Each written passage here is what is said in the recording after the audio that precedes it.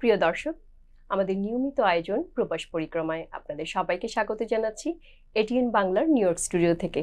সাথে আছি আমি সানজিদা হিয়া। প্রিয় দর্শক, আজ আমরা কথা বলবো ইমিগ্রেশন নিয়ে। সেজন্য আমাদের স্টুডিওতে আজ আমন্ত্রণ জানিয়েছি খায়রুল বাশার, অ্যাটর্নি এট ল। আপনাকে স্বাগত আমাদের স্টুডিওতে। কেমন আছেন? ভালো আছি, ধন্যবাদ হিয়া আমাকে আমন্ত্রণ করার জন্য, এবং এটিএন বাংলাকে অনেক অনেক ধন্যবাদ। এট দ্য সেম টাইম আপনাদের ভিউয়ার্সদের প্রতি অনেক অনেক শুভেচ্ছা। আপনাকে আবারও ধন্যবাদ। যেহেতু আজকে আমরা ইমিগ্রেশন নিয়ে কথা বলবো, সেক্ষেত্রে এখন কারেন্ট ইস্যু যেটা সবাই খুব বিস্মিত আছে একটা বিষয় নিয়ে, যে 75টি দেশের ভিসা পজ আছে, এবং সেটি আসলে গভর্নমেন্ট কতটা, এটার কি যুক্তি দিচ্ছে, কেন পজ আছে, গভর্নমেন্টের তরফ থেকে আসলে যুক্তিগুলো কি কি, সেটা যদি আপনি একটু বলেন। ধন্যবাদ। এই বিষয়ে আমরা সবাই জানি 75 কান্ট্রি, যে কান্ট্রিগুলোর মধ্যে ওয়ান অফ দ্য কান্ট্রি হচ্ছে বাংলাদেশ। এটা যদি আমি একটা ব্যাকগ্রাউন্ড দিতে চাই, এই কান্ট্রিগুলা যারা পাবলিক বেনিফিট পার্সেন্টেজ যারা হাই ছিল, এইদের হাই রিস্ক কান্ট্রির মধ্যে 75 কান্ট্রিজ ছিল। সো বাংলাদেশ ছিল ওয়ান অফ দ্য কান্ট্রিজ। ওদের রেসিডেন্ট বা রিসিপিয়েন্ট যারা ইমিগ্রেন্ট এখানে যারা আছে 54% পাবলিক বেনিফিট ছিল। তো যার কারণে এটা ইউএস গভর্নমেন্টের একটা ফাইন্যান্সিয়াল বার্ডেন। এই কারণে কারেন্ট অ্যাডমিনিস্ট্রেশন এটা রোধ করার জন্য কিছু নিয়ম নীতি পরিবর্তন করার জন্য টেম্পোরারি ভিসাটা পজ করলো। তো এটার জন্য একটা রুল আনছিল, আপনার অলরেডি রুলটা পাস হয়ে গেছে। এখানে কি কি ওরা ইনক্লুড করবে, কি কি পাবলিক চার্জ, কি কি কোন বিষয়ে ওভারকাম করা যায়, ইমিগ্রেন্টরা আসার পরে কিভাবে ওরা সেলফ সাফিসিয়েন্ট হতে পারে, রাইট। সো এই জন্য কিছু নীতিমালা ওরা মোটামুটি ফাইনাল করে ফেলছে। এটা যখন ফাইনালাইজড হবে, ডিপার্টমেন্ট অফ স্টেট থেকে আমরা বলি ফরেন ম্যানুয়াল অ্যাফেয়ার্স, একটা ওদের যে আপনার কি বলবো আইন যেগুলো হয়, ওটা যখন ফাইনাল হবে, যখন পাবলিশ হবে, সো ইজ নর্মাল আস্তে আস্তে এটা প্রসেস শুরু করবে। বাট এই যে ব্যাটিং গুলো থাকবে, কি কি হবে সে বিষয়ে আমরা আলাপ করতে পারি। সেটার জন্য কি কোনো নির্দিষ্ট কোনো লোক আছে, মানে নির্দিষ্ট কোনো করে দিয়েছে গভর্নমেন্ট থেকে যে এই ক্রাইটেরিয়ার লোকগুলো এই সুবিধাটা পাবে, বা এই ক্রাইটেরিয়ার লোকগুলো সুবিধাটা পাবে না? সেটা আমি ডিসকাস করতে পারি। যেমন ধরেন public charge, what is public charge? Public charge ডেফিনেশনের মধ্যে ওদের গভর্নমেন্ট হচ্ছে মেডিকেড, ইনস্টিটিউশনাল লং টার্ম কেয়ারে যারা থাকে, এসএসআই বেনিফিট এবং স্ন্যাপ যারা নিচ্ছে, এগুলোকে ওরা পাবলিক চার্জেস হিসেবে ডেফিনেশনে নিয়ে আসছে।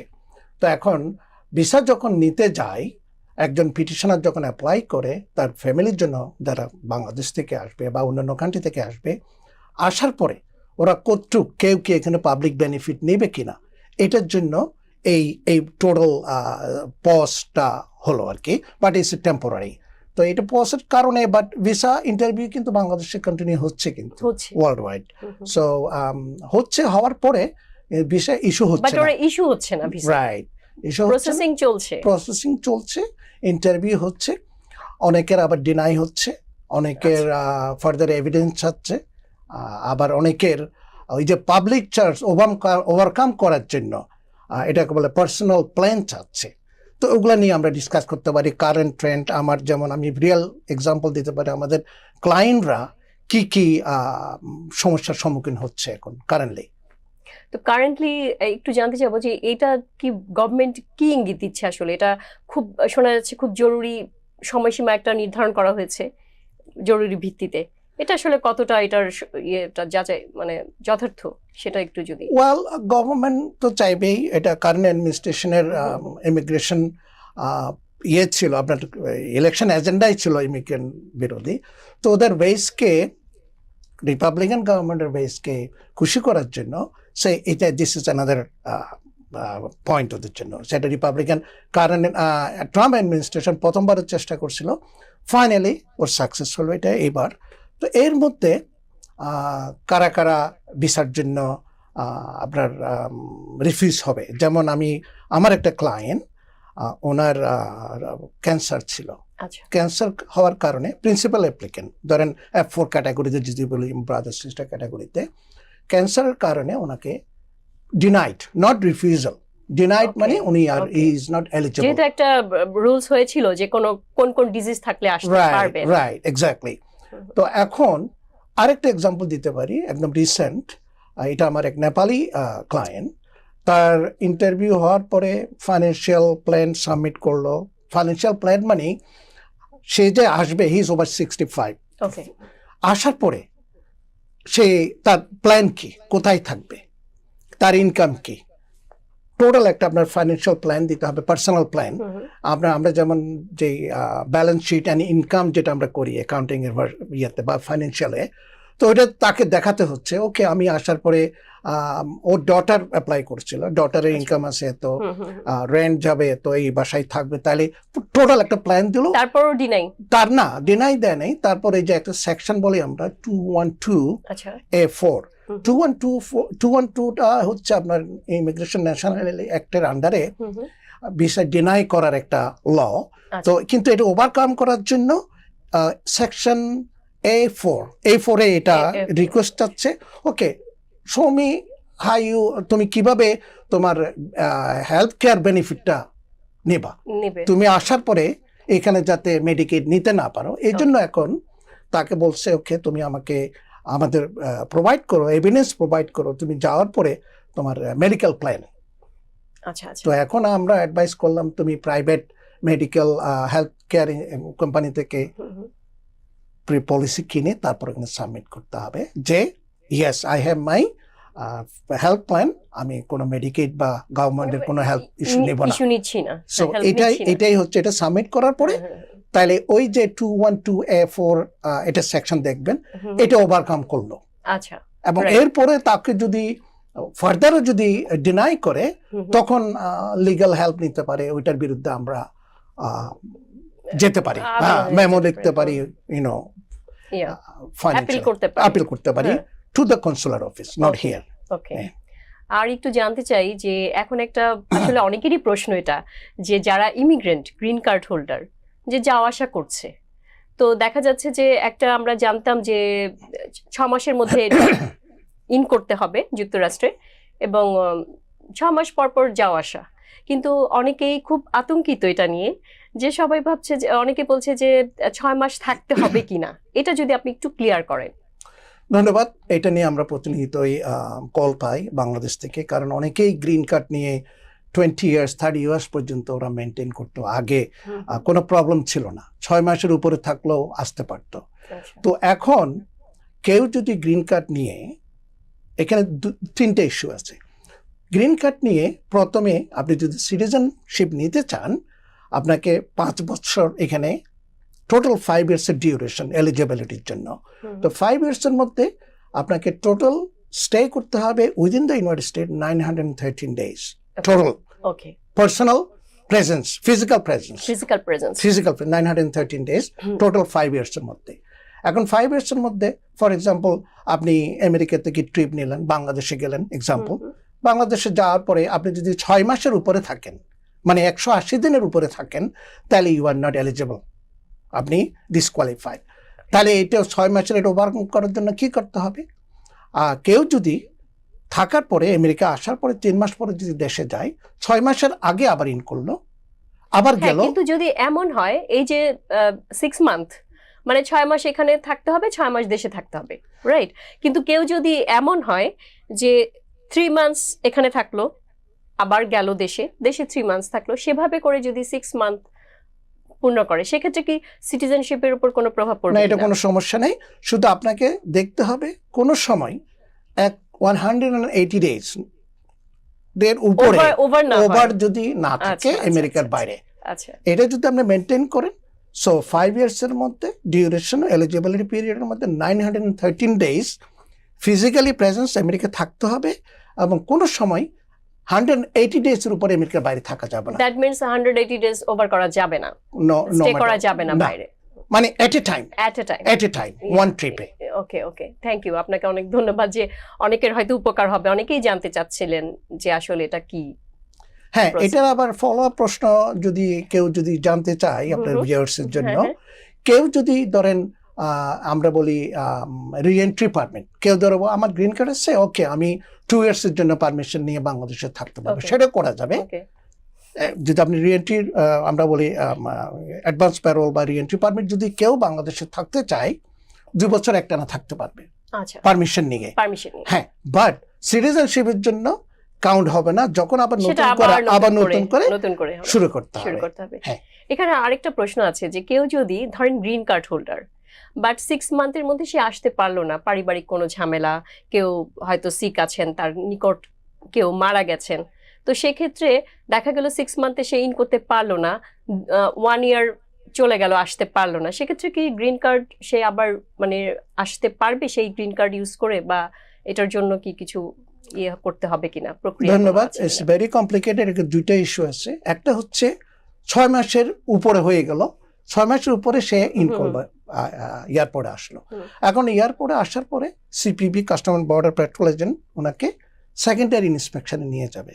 আচ্ছা মোস্ট লাইকলি সেকেন্ডারি ইন্সপেকশনে বিভিন্ন রকম প্রশ্ন করবে, কেন আপনি 6 মাসের উপরে ছিলেন। তো ওরা দেখতে চাইবে আপনার টাইসটা কি এখানে, আপনি যে আমেরিকায় থাকেন আপনার টাইস, যেমন ইয়েস আমি চাকরি করি, বা আমার বিজনেস আছে, বা আমার বাড়ি আছে, আমার ব্যাংক অ্যাকাউন্ট আছে, আমি ট্যাক্স ফাইল করি, এবং আমার ছেলে মেয়েরা এখানে থাকে, আমার ক্লোজ টাইস আছে। আমি যে দেশে গেলাম, আমি মেডিকেল ইমার্জেন্সি থাকতে পারে, আই ওয়াজ হসপিটালাইজড, আমার ক্লোজ ফ্যামিলি মেম্বার কেউ মারা গেলেন, এগুলো যদি এভিডেন্স থাকে, দে উইল এক্সকিউজ ইট। নাহলে এই যে প্রশ্ন করবে কেন তুমি থাকো না। ওদের কথা হলো এখানে, বাট সে যদি তার কেউ মারা গেছে, মা মারা গেল বা ভাই মারা গেল, রাইট, তো সেই জন্য দেখা গেল 3 মাস পর পর এক একজন মারা গেল বা সিক থাকলো, সে কারণে সে আসতে পারলো না, 1 ইয়ার বা 2 ইয়ার হয়ে গেল, তো সে যদি সেই ডেথ সার্টিফিকেট গুলো নিয়ে আসে, শো করে, সেটা কি রাইট, সেটা ওরা কনসিডার করবে। এটা সেটা কি জাস্ট সে অ্যাজ ইউজুয়াল টিকিট কেটে চলে আসবে, নাকি এটার জন্য আলাদাভাবে কোনো ইয়ে করতে হবে? না, 1 বছর উপরে গেলে, হ্যাঁ 1 বছর উপরে গেলে it's a problem.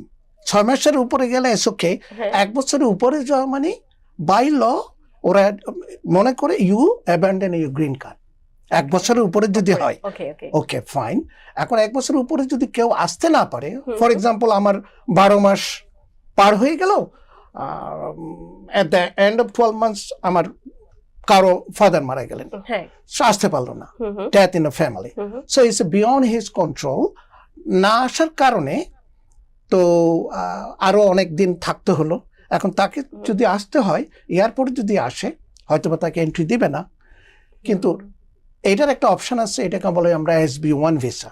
Okay SB1 visa local এমবেসিতে যদি যোগাযোগ করে একটা ফর্ম আছে, ওটা ফিটি দিয়ে এই যে সার্কামস্টেন্সেস বিয়ন্ড হিজ কন্ট্রোল, যেমন ডেথ ইন দ্য ফ্যামিলি, অন্যান্য কারণে যদি সাবমিট করে, অনেক সময় মোস্ট অফ দ্য টাইম ওরা আবার SB1 ভিসা দিয়ে তারা নতুন করে আবার আসতে পারে।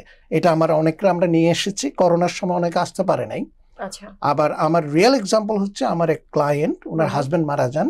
হাজবেন্ড মারা যাওয়ার পরে, দুজনেই গ্রিন কার্ড হোল্ডার ছিল, হাজবেন্ড মারা যাওয়ার পরে ওনার ধরেন আসতে 4 মাস আসতে পারেনি, অলমোস্ট ইয়ার অ্যান্ড হাফ। ওই যে রিলিজিয়াস রিচুয়াল অনেক কিছু থাকে না, 4 মাস বা 6 মাস আসতে পারে না, তো ওইটা নিয়ে আমরা SB1 এর জন্য অ্যাপ্লাই করি, এবং she is in America right now. So এটা একটা অপশন আছে। হ্যাঁ, যদি কেউ আসতে না পারে, সেক্ষেত্রে লোকাল এমবেসিতে গিয়ে তারা যোগাযোগ করবে। SB1 ভিসা, এমবেসিতে যোগাযোগ না, এটা একটা প্রসিডিউর আছে, অ্যাপ্লাই করতে হবে। আচ্ছা, এটা একটা গেল। আচ্ছা, নেক্সট টাইম যদি কেউ ধরেন সিপিবি এয়ারপোর্টে ওরা বলছে okay we will deport you, they will take your green card, আমার গ্রিন কার্ড নিয়ে নেবে, আমাকে আমি যে আসলাম আমাকে ডিপোর্ট করা, তখন আপনার রাইট আছে, আপনি যদি রাইট এরকম, ওটা একটা ফর্ম আছে, এটা ফর্মটার নাম হচ্ছে 407। এয়ারপোর্টে আপনার সিপিবি এজেন্ট বলবে এটা সাইন করবো, আমি ভলান্টারি আপনি সারেন্ডার করলেন আপনার গ্রিন কার্ড।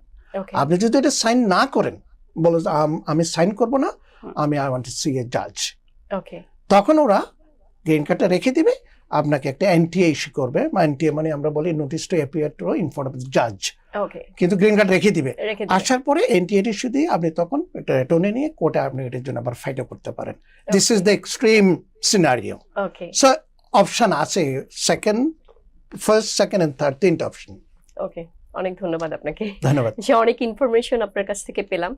তো এবার আরেকটু জানতে চাইবো যে এই যে এখন একটা সুখবর শুনতে পাওয়া যাচ্ছে যে F1 F4 মানে ফ্যামিলি ক্যাটাগরি যে ভিসাগুলো আছে F2 F3, তো তার মধ্যে দেখা গেছে যে F4 ভিসাটা খুব দ্রুত অগ্রগতি হয়েছে এটার। যেমন লাস্ট ইয়ারে 2026 এর অক্টোবরে দেখা গেছে যে F4 ভিসা ফ্যামিলি ক্যাটাগরি, যেটা ভাই বোন ভিসা, সেটা হচ্ছে 7 বা 8 দিন এগিয়েছিল। সেটা আমাদের আজকের বুলেটিন ফলো করলে আমরা দেখতে পাই যে এটা প্রায় 3.5 মাস এগিয়েছে। এইটার ব্যাপারে আসলে আমি একটু ধন্যবাদ। It's very good news. F4 category মানে brother sister, they are waiting almost 18 years. So আপনি যেটা বলছেন আপনি সঠিকই বলেছেন। এই মে ভিসা বুলেটিন অলমোস্ট 3 মাস অ্যাডভান্স। তো এটার জন্য এখন চলছে ফাইনাল অ্যাকশন মানে visa available June 2008, most likely June 2008 এর প্রায়োরিটি ডেট, মানে এখন ওদের ভিসা অ্যাভেলেবল। তো এখন এটার অ্যাডভান্স কারা পাবে? এর মধ্যে যাদের F4 ক্যাটাগরিতে ডেরিভেটিভ যারা আছে, যাদের বাচ্চারা আছে, ভাই বোনের যে বাচ্চারা আছে, ছেলে মেয়ে আছে, যাদের 21 ওভার হয়ে গেছে, তাদের জন্য আসলে 21 ওভার হয়ে গেল অনেকের। যেমন ধরেন কেউ যদি অ্যাপ্লাই করে 2008 এ এবং কেসটা যদি অ্যাপ্রুভ হয় 2010 এ, তাহলে 2 ইয়ার্স পেন্ডিং থাকে। এই 2 ইয়ার্স আজকে যাদের যেমন জুনের এটার এখন যাদের 23 হলো, 23 থেকে ওই 2 ইয়ার্স পেন্ডিং পিরিয়ডটা ওরা মাইনাস করতে পারবে। মাইনাস করার পরে এখন ওদের এইজটা আজকে ফ্রিজ হয়ে গেল। ফ্রিজ মানে দ্যাট মিন্স কেউ যদি অ্যাপ্লাই করে 2021 এ করলো, সেটা 23 তে যে অ্যাপ্রুভ হলো, তখন সেই 2 ইয়ার্সটা ডিডাক্ট হবে। এক্স্যাক্টলি, এটাকে বলে চিলড্রেন স্পেশাল প্রোটেকশন অ্যাক্ট, একটা ল যেটা আছে, চাইল্ড বলি আমরা, আন্ডার 21। এখন আজকে ধরেন ওদের লকড হয়ে গেল, হি ইজ বিলো 21 আর ওর অ্যাডজাস্টেড এজ। এখন এরপরে ভিসা যতদিন না দেখ, তার 30 হয়ে গেল, তারপরে he is qualified. So it is big advantage for child যারা 21 যারা আছে। কারণ আমাদের অনেকেই, আমার সাথে সে একজন ক্লায়েন্ট ছিল, আসছে সেদিন একদিনের জন্য one day over 21 adjusted age, সবকিছু ক্যালকুলেশন করে ওকে ভিসা দেয়নি। So this people are lucky, কারণ অনেকে করোনার সময় প্রায় 3 বছর ভিসা মুভমেন্ট হয় নাই। সো এই কারণে অনেক চাইল্ড যারা ওভার 21 হয়ে গেছে ওরা আসতে পারে নাই। সো আমি মনে করি ইটস এ বিগ মুভ এবং ইটস গুড নিউজ। একসাথে 3 মাস যখন জাম্প করলো, সো ওই চাইল্ড গুলা ওদের এইজ কিন্তু লক হয়ে গেল।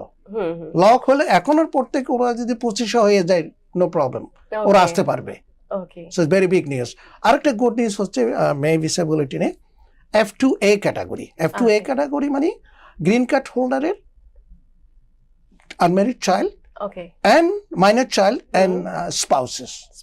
হ্যাঁ, যেমন এরা যদি কেউ এখানে থাকে, আগে যেমন গ্রিন কার্ড হোল্ডার কেউ যদি বিয়ে করতো, মানে কেউ বিয়ে করেছে, তার স্পাউস হয়তো দেশে আছে, তো অ্যাডজাস্টমেন্ট করা যেত না। এখন কনকারেন্টলি ওরা এখানে ফাইল করতে পারবে কারেন্ট F2A ক্যাটাগরিতে according to April and May visa bulletin অনুযায়ী। ফর এক্সাম্পল, আমি রিয়েল এক্সাম্পল দিই। একজন স্টুডেন্ট, F1 স্টুডেন্ট এখানে আছে, সে একজন গ্রিন কার্ড হোল্ডার স্পাউস বিয়ে করলো, ফিমেল মেল যে হোক। তো আগে করতো কি, I-30 একটা অ্যাপ্লিকেশন করতো, তাকে ওয়েট করতে হতো কখন এটা অ্যাপ্রুভ হবে। এখন কিন্তু 485 I-30 গ্রিন কার্ড সহ একসাথে অ্যাপ্লাই করতে পারবে। It's a good news, but one caveat এখানে, ওই যে অ্যাপ্লাই করবে তাকে স্ট্যাটাসটা মেনটেন করতে হবে যতদিন পর্যন্ত এটার ফাইনাল অ্যাকশন বা ভিসা অ্যাভেলেবল না হয়।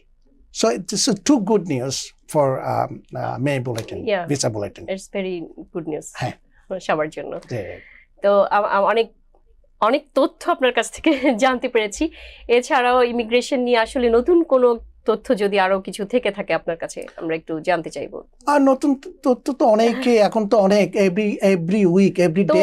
স্টুডেন্টদের একটা ব্যাপার ছিল যে স্টুডেন্টরা যারা এখন এই আইএস করার পর যারা খুব আতঙ্কিত, শঙ্কিত, বাবা মায়েরা যারা স্টুডেন্ট হিসেবে পড়তে এসছে এখানে F1 ভিসা, তো সেই ক্যাটাগরিতে তারা অনেকে এসছে, শোনা যাচ্ছে যে তাদেরকেও যে ডিপোর্ট করার একটা আছে তাদের এগেনস্টে, যে তারা পড়া শেষ হয়ে গেলে ডিপোর্টেড হবে, বা কেউ জব করছে সে ওটা ছেড়ে হয়তো ইয়ে করে আছে, নিজেকে লুকিয়ে আছে, তো সেক্ষেত্রে আসলে কি এটার? ওয়েল, এটা F1 স্ট্যাটাসটা আপনাকে বুঝতে হবে। F1 মানে ফরেন স্টুডেন্ট যারা এখানে পড়তে আসে, ওদের জব করতে পারে না বাইরে। আচ্ছা, অন ক্যাম্পাস করতে পারে 20 আওয়ার্স পার উইক, আর অফ ক্যাম্পাস করতে হলে ডিএসও মানে স্কুলের পারমিশন এবং ইমিগ্রেশন পারমিশন নিয়ে স্কুল আওয়ার্স এবং সেমিস্টার ব্রেকের সময় ওরা করতে পারে অফ ক্যাম্পাস, ওকে, বাট ডিএসওর পারমিশন নিয়ে করতে হবে। এর মধ্যে যদি কেউ কাজ করে, এটা violation of visa, F1 visa. এই কারণে যদি ভায়োলেশন কাজ অবস্থায় যদি ধরতে পারে আইস, তাহলে এটা ডিপোর্টেবল অফেন্স। তো এই জন্য আমরা সবসময় বলি যারা স্টুডেন্ট F1 এ আছে তারা যদি কাজ করে, অনেকে কাজ করে আমরা জানি, বাট কেয়ারফুল থাকতে হবে। এটা যদি কোনো কারণে ডিএসও বা স্কুল যদি রিপোর্ট করে বা আইস যদি, so it's a deportable offence, it's a violation of F1 status. Okay, violation. হ্যাঁ, সো এই জন্য বা হ্যাঁ অবশ্যই অন ক্যাম্পাসে কাজ করতে পারে বা of campus with permission DSO, হ্যাঁ, ডেজিগনেটেড স্কুল অফিসিয়াল থেকে আমরা ডিএসও বলি, ওদের পারমিশন বা ইউএসএস পারমিশন অফ ক্যাম্পাসে কাজ করা যেতে পারে। ওকে, অনেক ধন্যবাদ অ্যাটর্নি খায়রুল বাশার, আপনি আমাদেরকে অনেক সময় দিয়েছেন, আপনার মূল্যবান সময় অতিক্রম করে এসেছেন, অনেক ধন্যবাদ। আমরা আসলে অনুষ্ঠানের শেষ পর্যায়ে চলে এসেছি, আপনি যদি দর্শকদের জন্য কিছু বলতে চান ছোট্ট করে। হ্যাঁ, ধন্যবাদ ভিউয়ার্স, অনেক শুভেচ্ছা আপনাদের প্রতি, এবং এটিএন বাংলাকে অসংখ্য ধন্যবাদ আমাকে এখানে আমন্ত্রণ করার জন্য, এবং এই আমাদের ডিসকাশন নিয়ে আপনারা যদি কোনো সময় উপকৃত হয়ে থাকেন, অবশ্যই উপকৃত হবেন। সো এইসে আমি বলবো আইসে অনেক গুড কি বলবো আমরা, একটা ভালো অনুষ্ঠান আপনাদের জন্য, দর্শক ভিউয়ার্সদের জন্য। তো আপনাদের অনেক ধন্যবাদ। প্রিয় দর্শক, আজ এ পর্যন্তই।